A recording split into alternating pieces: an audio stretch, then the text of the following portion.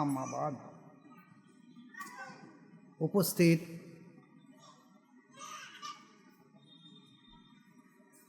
তরিকতপন্থী মা ও বোনেরা,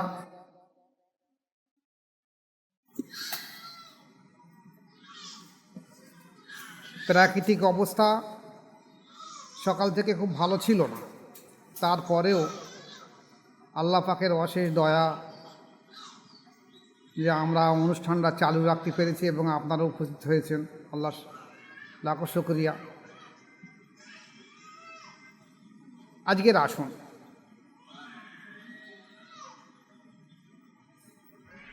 দুটো একটা কথা বলবো, বেশি সময় নষ্ট করব না।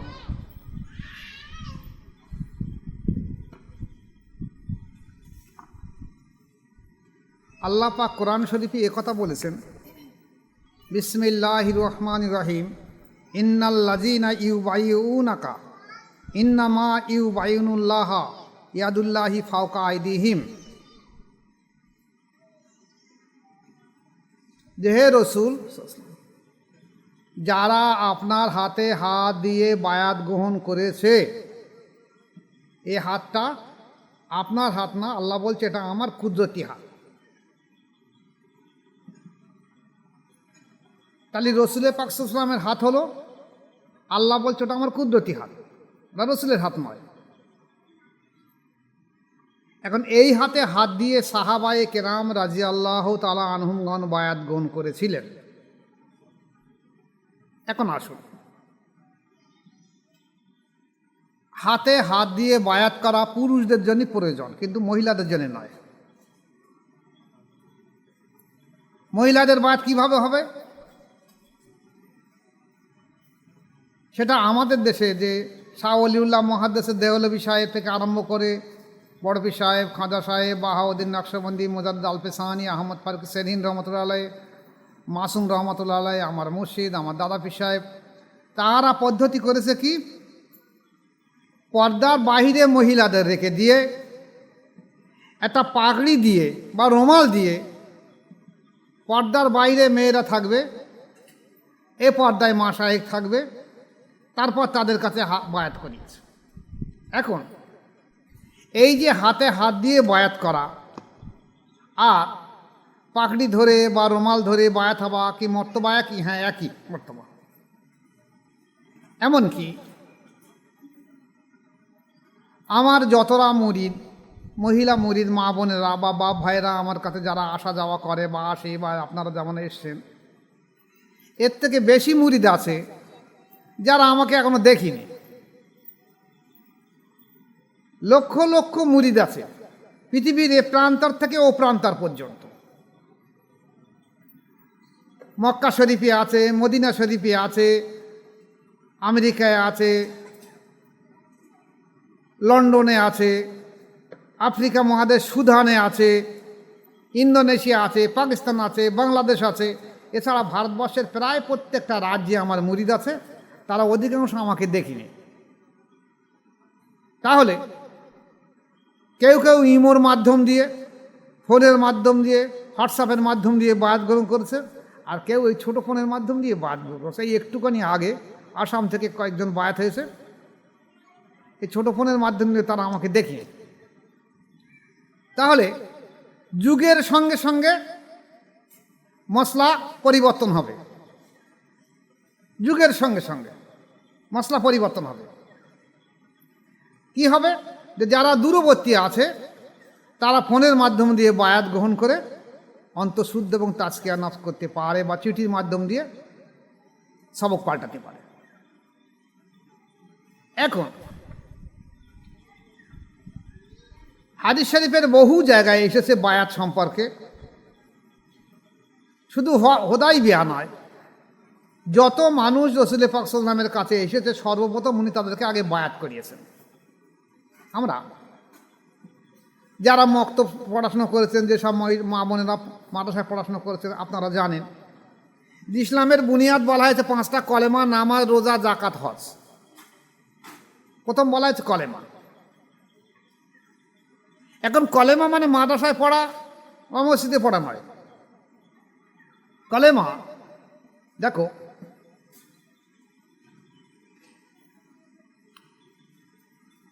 রসুল পাক সাল্লাল্লাহু আলাইহি ওয়াসাল্লামের কাছে আল্লাহ পাকে ওহী পাঠিয়েছে কোরআন মাধ্যম দিয়ে, যে রসুল আপনি বলে দেন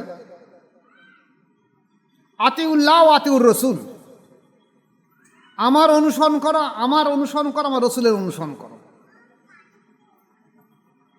এছাড়া অন্য জায়গায় এসছে যে হে রসুল, আপনি আপনার সমস্ত মুরিদ মোতাকেদের বলে দিয়ে দেন, তারা যদি আমাকে ভালোবাসতে চায়, কুলিন কুনতুম তুহিব্বুনাল্লাহ ফাত্তাবিহুন ইউহিব্বুকুমুল্লাহ, তা তারা যেন আপনাকে অনুসরণ করে। তাহলে আল্লাহকে ভালোবাসতে গেলে আল্লাহ বলছে আমার ভালোবাসতে গেলে আমার রসুলকে অনুসরণ করো, রসুলের তাবেদারি করো, রসুলের কথা শোনো, রসুলের যা বলে তাই শোনো। এখন রসুলের পাক সাল্লাল্লাহু আলাইহি ওয়াসাল্লাম সম্পর্কে আমাদের ধারণা হয়েছে রসুল তো মারা গেছে, পর্দা গেছে। রসুল তাকে বলা হবে যিনি রেসালাত প্রাপ্ত, তাকে রসুল বলা হবে। রসুল এই শব্দটা মারা যায়নি। রসুল পাক সাল্লাল্লাহু আলাইহি ওয়াসাল্লাম পর্দা নিয়েছে, হাকিকাতে রসুল পর্দা নিয়েছে। এখন রসুল পাক সাল্লাল্লাহু আলাইহি ওয়াসাল্লাম পর্দা নেওয়া বলা আমাদের মধ্যে বেয়াদবি হবে, কারণ উনি হায়াতুন নবী, আমাদের চর্মচক্ষের থেকে পর্দা নিয়েছে। ওনার এই রেসালাত রেখে গিয়েছেন যে আমি আমার খেলাফত রেখে যাচ্ছি, আমার অবর্তমান মানে তোমরা তাদের কাছে আত্মসমর্পণ করা মানে হলো আমার রসুলের কাছে আত্মসমর্পণ করার সমান। তাহলে রসুল পাক সাল্লাল্লাহু আলাইহি ওয়াসাল্লাম দেখা গেছে যদি উনি হায়াতুন নবী, কিন্তু উনি ওনার রেসালাত রেখে গেছে কিয়ামত পর্যন্ত টিকে থাকবে। কলেমা শুধুমাত্র মসজিদে পড়া, মাদ্রাসায় পড়া, মা বাপের কাছে পড়া, এর নাম কলেমা নয়। কলেমা হলো যার কাছে ঈমান আছে, কলেমা আছে, এইরূপ ব্যক্তির কাছে কলেমা পড়ে নিতে হবে। কারণ ছোট ঘটনা বলে বুঝতে পারবে যে যখন ওমর রাদিয়াল্লাহু তাআলা আনহু তখন বায়াত গ্রহণ করেনি, তখন ইসলামের চরম দুশমন উনি সমস্ত জায়গায় বলে বলে বেড়াতেন, দেখো যে আমাদের এই একটা বিধর্মী এসে মুহাম্মদ সাল্লাল্লাহু আলাইহি ওয়াসাল্লাম, ও বলে কিনা যে ব্যক্তি লা ইলাহা ইল্লাল্লাহু মুহাম্মদ রাসূলুল্লাহ সাল্লাল্লাহু আলাইহি ওয়াসাল্লাম পাঠ করবে সেইটি মুসলমান হবে, সেইটি জান্নাতি হবে। কি বলছে? কলেমায়ে তাইয়্যিব লা ইলাহা ইল্লাল্লাহু মুহাম্মদ রাসূলুল্লাহ সাল্লাল্লাহু আলাইহি ওয়াসাল্লাম। এই ওমর রাদিয়াল্লাহু সমস্ত মানুষদের কাছে এই কথাই পৌঁছে দিচ্ছে যে তোমরা এই যে মুহাম্মদ এসেছে, ও বলছে লা ইলাহা ইল্লাল্লাহু মুহাম্মদ রাসূলুল্লাহ পাঠ করো, তোমরা এটা পাঠ করবে না কেউ। তাহলে ওমর তো বারবার তো বলছে এই কথা, যার জন্যে যেদিন উনি কলেমা স্বীকার করেছিলেন, এর ইতিহাস অনেক বড়, আমি সেদিকে যাচ্ছি না, মূল জায়গায় আসতে পারবো না। তারই সেদিন সর্বপ্রথম উনি রাসূল পাক সাল্লাল্লাহু আলাইহি ওয়াসাল্লামের কাছে হাজির হয়ে বলেন, ইয়া রাসূলুল্লাহ হাবিবাল্লাহ, আমার এই তলোয়ার খুলে আপনার পায়ের ধার রেখে দিয়ে দিচ্ছি, ইয়া রাসূলুল্লাহ হাবিবাল্লাহ আপনি আমাকে কলেমা পড়িয়ে দিয়ে দেন। উনি বলিনি ইয়া রাসূলুল্লাহ হাবিবাল্লাহ আপনি সাক্ষী থাকুন আমি কলেমা পড়ছি লা ইলাহা ইল্লাল্লাহু মুহাম্মাদ রাসূলুল্লাহ, উনি বলিনি। উনি বলেছেন যে আপনি আমাকে কলেমাটা পড়িয়ে দেন। তাহলে উনি যে লা ইলাহা ইল্লাল্লাহু মুহাম্মাদ রাসূলুল্লাহ, এই কথা তো উনি বারবার মক্কা শরীফের মানুষদেরকে বলেছেন যে মুহাম্মদ বলে একটা বিধর্মী, ও বারবার বলছে মানুষকে কলেমা পড়ো লা ইলাহা ইল্লাল্লাহু মুহাম্মাদ রাসূলুল্লাহ। তাহলে তো উনি বারবার পড়েছে কলেমা তাইয়্যিব, কিন্তু ওটা কলেমা নয়। কলেমা হলো যার কাছে আছে, যার কাছে ঈমান আছে, যার কাছে হেফাজত আছে, তার কাছ থেকে কলেমা স্বীকার করতে হবে। এখন আসো, তাহলে সাহাবারা যখন রাসূল সাল্লাল্লাহু আলাইহি ওয়াসাল্লামের কাছে বায়াত গ্রহণ করেছে, তাহলে আমাদেরও বায়াত গ্রহণ করে যারা রেসালাত প্রাপ্ত সেই রকম জায়গার কাছ থেকে। খবরদার এই নয় যে যেখানে সেখানে আমরা কলেমা পাঠ করলো আমরা মুসলমান হয়ে যাব, এত সহজ নয়। এবার আসো, মহিলারাও আল্লাহ রাসূলের কাছে বায়াত গ্রহণ করতেন, পাগড়ি ধরে বায়াত করতেন, পর্দা। এখন এই যে মুমিনদের বায়াত, মুমিনাদের বায়াত, মহিলাদের বায়াত সম্পর্কে সূরা মুমতাহিনায় আল্লাহ পাক বলছেন, হে রাসূল যদি কোনো মহিলা আপনার কাছে মা বোনেরা আছে বায়াত হতে আসে, তাহলে আপনি তাদেরকে বায়াত করান। কটা শর্ত দিয়ে বায়াত করাবেন। প্রথম শর্ত, তারা জীবনে আল্লাহ পাকের সঙ্গে শরিক করবে না, শিরিক করবে না। এখন আমাদের দেশে আলেম ওলামারা শিরিক সম্পর্কে কিছু বোঝে না, এরা মনে করে মাথা হাঁট করলে শিরিক হয়ে যায়। এই দেখবেন আপনারা মেয়েদের আমি বারবার তাকিদ দিয়েছি, আপনারা এর ঈদের সময় বা অন্যান্য সময় মা বাপ দাদা দাদি নানা নানি শ্বশুর শাশুড়ি সবার পায়ে হাতে কদম মুচি করবেন, স্বামীকেও করবেন। তা কদম বুঝি মানে পা চুম্বন দেওয়া, বুসা মানে চুম্বন, কদম বুঝি ফাঁসির শব্দ কদম মানে পা, বুসা মানে চুম্বন দেওয়া। কিন্তু আমাদের দেশে আমরা যেটা করি হলো এটা হলো সালাম করা বলে, পায়ে হাতে সালাম করে। কিন্তু সাহাবারা করতেন কি কদম বুচি করতেন। তো এই যে কদম বুচি করতে গেলে অনেক সময় অনেক ওলামারা এমন কথা বলেছে ও মাথা হাট হয়ে যায়, শিরিক হয়ে যাবে। মাথা হাট করলে শিরিক হয়ে যাবে। শিরিক কাকে বলে? আল্লাহ ছাড়া অন্য কোনো কিছুকে আল্লাহর সমতুল্য মনে করে তার ইবাদত করাকে হলো শিরক বলা হয়েছে। তা মুর্শিদকে বা মা বাপকে বা দাদা দাদি বা পীর মশাইকে কেউ তার আল্লাহর সমতুল্য মনে করে না। সে তাকে বাপ মনে করে, তার স্বামী মনে করে, তাকে শ্বশুর শাশুড়ি মনে করে, মা বাপ মনে করে, তাকে আল্লাহর সমতুল্য মনে করে না। এবারে ওলামারা বলছে যে মাথা হ্যাঁট হলে শিরক হয়ে যাবে, সেজদা হয়ে যাবে। তা মাটা হ্যাঁট করলে সেজদা জীবনে হবে না। সেজদা মাটিতে দিতে গেলে আপনারা দেখবেন যে দুটো হাত মাটিতে ঠেকাতে হবে, দুটো হাঁটু মাটিতে ঠেকাতে হবে, চারটে, দুটো পা ছটা, আর নাক আর কপাল, তাহলে 8টা জিনিস মাটিতে ঠেকালে তবে তাকে সেজদা হবে। কেউ যদি মাথা উঁচু করে রেখে তার জীবনে তার সেজদা হবে না। কেউ যদি হাত উঁচু করে রেখে কপাল ঠেকা সেজদা হবে না। সেজদার জন্য 8টা জমিন মাটিতে ঠেকাতে হবে। তা কেউ যদি কদমবুচি করে মা বাপের কাছে, কি স্বামীর কাছে গিয়ে, কি বাপ মার কাছে, কি শ্বশুর শাশুড়ির কাছে, তা সে কি সে তো কপাল ঠেকাচ্ছে সেখানে? সে তার কপাল পায়ে ঠেকায়নি, 8টা অঙ্গ তো পায়ে ঠেকায়নি, তাহলে সেজদা হবে কি জন্য? তাহলে এখানে বলা আছে আল্লাহর সমতুল্য যেন না মনে করা হয়, তাহলে শিরিক হবে। এই শিরিক থেকে মুক্ত হবার জন্য বায়াত গ্রহণ করা হবে। আর কি করা হয়েছে? যে তারা তোমার কাছে এই অঙ্গীকার করছে যে ইয়া রাসূলুল্লাহ আমরা জীবনে চুরি করব না, আমরা জীবনে যেমন শিরিক করব না তেমন চুরিও করব না। সে চুরি নিজের স্বামীর বাড়ি হোক আর বাপের বাড়ি হোক আর যেখানেই হোক, কোনো দিনই না বলে আমরা চুরি করব না। আমারও যেমন দেখা আছে রাস্তাতে যাচ্ছি, দুটো আম পড়ে হাতে কাল্লাচ্ছে, ওটাও নিষেধ। রাস্তাতে যাচ্ছি 10 টাকা পড়ে হাতে কাজ তুলে নিচ্ছে, ওটাও নিষেধ। আর কোনো দিনই না বলে নেওয়া হলো চুরি করা, এটা করা হবে না। যারা বায়াত হবে, বায়াত হয়েছে বা হবে, তাদের জন্য এটা আকীদা ঠিক করে নিতে হবে। 3 নম্বর কি? জিনা করবে না। নিজের নারীরা, নিজের পুরুষই যথেষ্ট, স্বামী যথেষ্ট, আর কেউ না। যদি স্বামী ইন্তেকাল করে, মারা যায়, তাহলে তার যদি যৌবন থাকে তাহলে সেই ইচ্ছা করলে আবার বিয়ে করতে পারে, কিন্তু জেনা করার হুকুম নেই। আমাদের দেশে কেমন হয়েছে, ও যদি করে স্বামী মারা যায়, যদি বলে বিয়ে করা, বলে না আমার 2টো ছেলে রয়েছে, 2টো মেয়ে রয়েছে, আমি আর বিয়ে করবো না। কি একটা ছেলে রয়েছে, কি একটা মেয়ের বিয়ে করবো না। পরে গোপনে গোপনে দেখা তার জেনা ব্যবচারে জড়িয়ে পড়ে। তো জেনা করলে তার সমস্ত ইজ্জত নষ্ট হয়ে যাবে, তার ঈমান আমার নষ্ট হয়ে যাবে, ইসলাম থেকে খারিজ হয়ে যাবে, সে জাহান্নামী হবে, শাস্তি পাবে। এর থেকে তো তাকে বিবাহ করা ভালো, উত্তম। যদি বলে আমি করব না, দেখো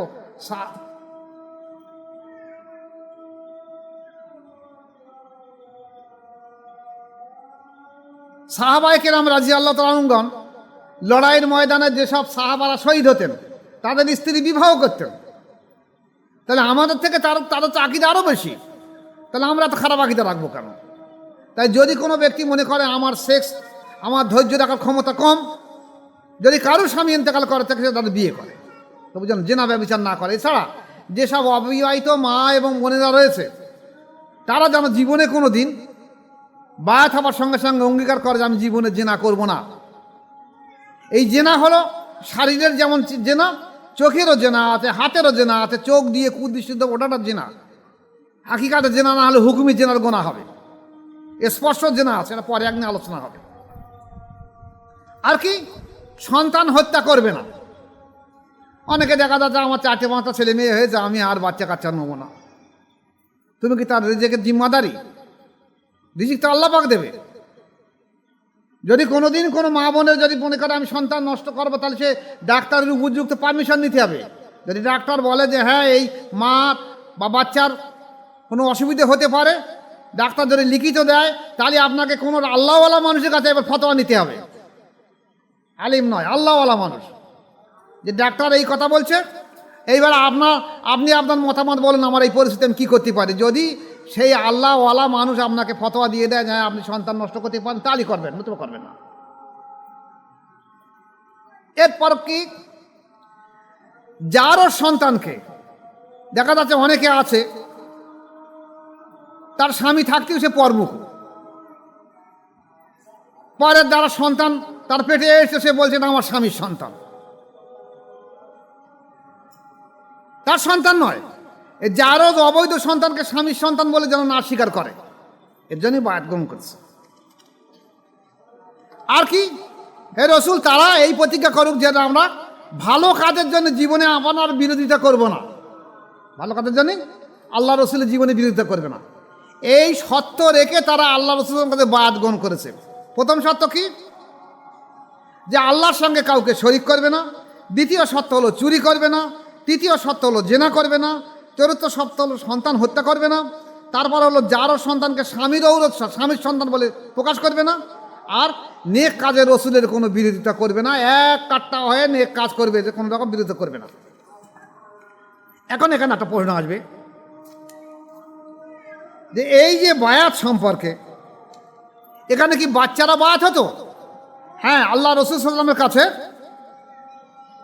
7 বছরের বাচ্চা থেকে বায়াত গ্রহণ করতো, কি ছেলে কি মেয়ে। আমাদের দেশে অনেক মানুষ বলে যে মেয়েরা বায়াত হবে কেন? আরে মেয়েরা তো আল্লাহ রসুলের কাছে বায়াত হয়েছে। আল্লাহ রসুল বলছে বায়াত ছাড়া কোনো ব্যক্তি জান্নাতে যাবে না। ওই ব্যক্তি ভাগ্যবান যে বায়াত হয়েছে, কোনো ব্যক্তি জান্নাতে যাবে না। লক্ষ লক্ষ মুসলমান থাকতে পারে, কলেমা পড়া, নামাজি, রোজা, হজ, জাকাত করতে পারে, যদি সে বায়াত না হয়ে মরে সে জাহান্নামী হবে। কারণ বায়াত ছাড়া কেউ জান্নাতে যাবে না। তাহলে একটা বাচ্চা যখন তার 7 বছর বয়স হয়ে যাচ্ছে, তখন এখনকার একদম যুগ হিসেবে সাবালক সাবালিকা হয়ে যাচ্ছে আস্তে আস্তে, তাকে বায়াত গ্রহণ করতে হবে। তাহলে বায়াত ছাড়া কেউ মুক্তি পাবে না।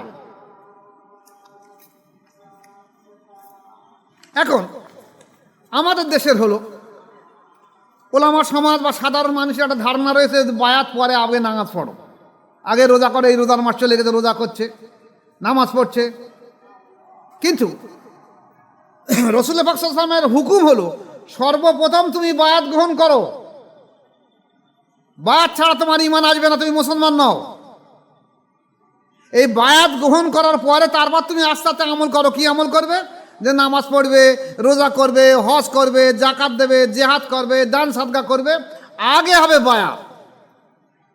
বায়াত ছাড়া কোনো ইবাদত আল্লাহ দরবারে কবুল হবে না। কিন্তু আমাদের দেশে অনেক আলেম ওলামারা কথা বলছে বায়াত আমার দরকার নেই। এরা নিজেরা তো পথভ্রষ্ট গোমরাই হয়ে মরবে, আর আপনাদেরকে সেইভাবে জাহান্নামে নিয়ে যাবে।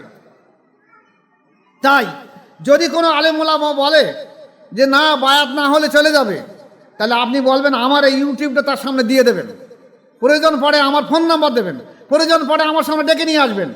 এক জায়গায় বসে কিতাব অনুযায়ী কথাবার্তা হবে যে বায়াত ছাড়া কোনো ব্যক্তি জান্নাতে যাবে কি করে। তাহলে যারা বাচ্চারা 7 বছরের পরে, আল্লাহ রাসূল সাল্লাল্লাহু আলাইহি ওয়াসাল্লামের কাছে বায়াত কেমনভাবে হতো? একটা শিশু যখন জন্মগ্রহণ করছে, 1 দিন 2 দিন 5 দিন 7 দিন, তখন তার মা বা বাপ সাথে করে নিয়ে রসুল পাক সাল্লাল্লাহু আলাইহি ওয়াসাল্লামের কাছে নিয়ে যেতেন, যে ইয়া রাসূলুল্লাহ আপনাকে বায়াত করে দিয়ে দেন। হুজুর বলতেন ও তো কথা বলতে পারে না, একটুখানি খেজুর গালে চিবিয়ে থুতুর সঙ্গে লালা লাগিয়ে ওর গালে লাগিয়ে দিতেন, যাও এ আমার ফরজন বা আমার সন্তান, আজ থেকে যাও। তারপর যখন 7 বছর বয়স হয়ে যাবে তখন ওকে নিয়ে আসবে, আমি ওকে বায়াত করে দিয়ে দেবো। এ তো ভরি ভরি হাদিস আছে। তাহলে বাচ্চাদের যদি বায়াত করানো হয়, মেয়েদের যদি বায়াত করানো হয়, ছেলেদের যদি বায়াত করানো হয়, কোরআন এসেছে, বহু হাদিস এসেছে, হাজার হাজার হাদিস এসেছে। এখন ওলামা সমাজ যদি বলছে বায়াতের প্রয়োজন নেই, আমরা সরাসরি আল্লাহ পাকের সঙ্গে সম্পর্ক করব, তাহলে কোরআন তো উল্টো হয়ে যাবে। আল্লাহ পাক বলছে যে রসুল তুমি বলে দাও, তারা যদি তোমাকে আমাকে ভালোবাসতে তোমাকে অনুসরণ করে, তাহলে তোমার অনুসরণ ছাড়া জীবনে তারা আমার প্রিয় হতে পারবে না। আর সাহাবায়ে কেরাম রাদিয়াল্লাহু তাআলা আনহুদের আদত ছিল, ওরা আল্লাহ রসুলের কাছে বায়াত গ্রহণ করেছিল। তাই আমি আপনাদের অনুরোধ রাখবো, যারা বায়াত গ্রহণ করেননি তারা বায়াত হবেন। যারা আমার এই ইউটিউবটা দেখবেন তাদের কাছে অনুরোধ রাখবো, যদি আপনারা কোনো জায়গায় বায়াত না হয়ে থাকেন, যেখানে ভালো লাগে মন চায় সেখানে গিয়ে বায়াত গ্রহণ করে আত্মসমর্পণ করবেন। অন্তত পক্ষে 10টা লতিফা জেন্দা করবেন। কলব্রু শের খপি আকফা নফস সুলতান রাজগার ফানাফে শেখ ফানাফে রসুল ফানাফিল্লা দিদেরা ইলাহি, অর্থাৎ আল্লাহর সঙ্গে পরিচয় হওয়া পর্যন্ত প্রত্যেকটা মানুষের এলম শিক্ষা করা ফরজ আইন। যেমন এলমে শরিয়াত শিক্ষা করা ফরজ, মাদ্রাসা মক্তব খানকা বা বাড়ি মা বাপের কাছ থেকে বা কোনো পীর মাস্টারের কাছ থেকে কোরআন হাদিস সহিহ শিক্ষা করা ফরজ, তেমনি 10টা লতিফা শিক্ষা প্রত্যেকটা মানুষের জন্য ফরজ, চাই পুরুষ চাই স্ত্রী। তাই নিয়ত রাখবে যে আল্লাহ পাক যেন আমাদেরকে প্রত্যেককে 10টা লতিফা জেন্দা করিয়ে নেয়। এই 10টা লতিফার শেষ লতিফা হলো ফানাফিল্লা। ফানাফিল্লা হলো আল্লাহর দিদার, আল্লাহ পাকের পরিচয় হওয়া। এই আল্লাহ পাকের পরিচয় না হলে আপনার জীবনে এবারত আল্লাহর দরবারে কবুল হবে না। তাই আমি দোয়া রাখবো যে আল্লাহ পাক আপনাদেরকে এনেছে, যারা আলোচনাগুলো শুনছেন এবং যারা আগামীতে ইউটিউবের মাধ্যমে শুনবেন, আমি প্রত্যেকে অনুরোধ রাখবো আপনারা মতো বায়াত হয়ে 10টা লতিফা জেন্দা করে তারপর দুনিয়া থেকে বিদায় নেবেন, এই নিয়ত রাখবেন। আল্লাহ পাক আমাদের প্রত্যেককে এর উপরে আমল করার তৌফিক দেখ। ওমা আলাইনা ইল্লাল বালাগ। আসসালামু আলাইকুম ওয়া রাহমাতুল্লাহি ওয়া বারাকাতুহু।